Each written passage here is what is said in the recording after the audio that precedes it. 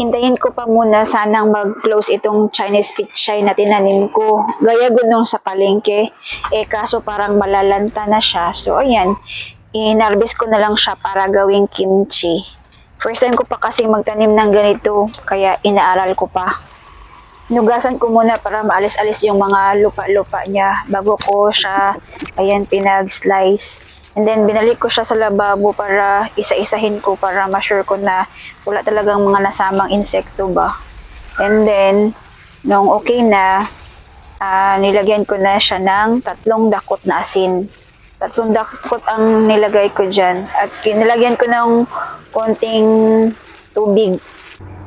Nalo ko siyang maigi para sure naman ako na lahat ay malagyan ng asin. Tapos, tinakluban ko and then inantay ko ng binabad ko yan siya ng 2 oras.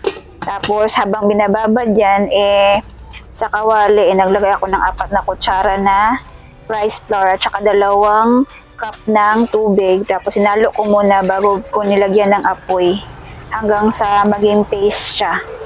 Nalamig ko muna yan, tapos naggayat na ako ng peras, apple, sibuyas, and then nag-julienne cut ako ng radish. Tapos nilagay ko sa blender.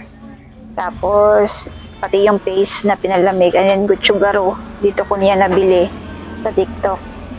Then ayan, ilagay ko dyan. Lagyan ko ng tubig kasi mukhang marami naman to. Tapos parang hindi kaya ng blender ko, yan binawasan ko muna. Pinalalayan ko lang yung blender para sure ako na mahalo niya talaga na mabuti. Tapos parang may kulang, nalagyan ko kulang pala siya ng patis, and then minix ko ulit.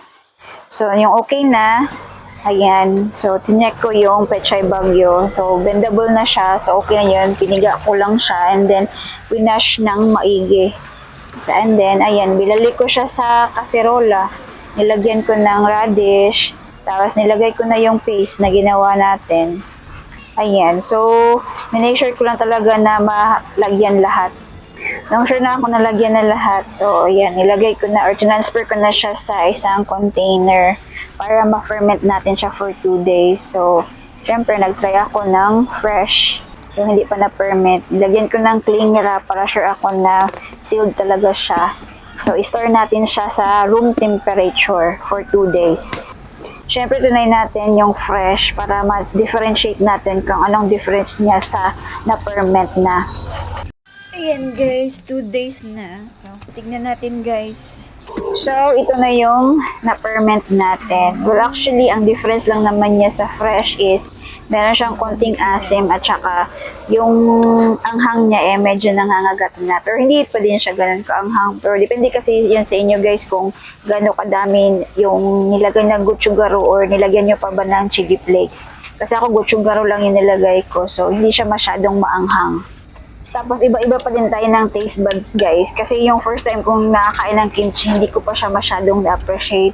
Pero, nung ako na ang gumawa, syempre ako gumawa, na-appreciate ko yung lasa. Yun lang, guys. Thank you for watching.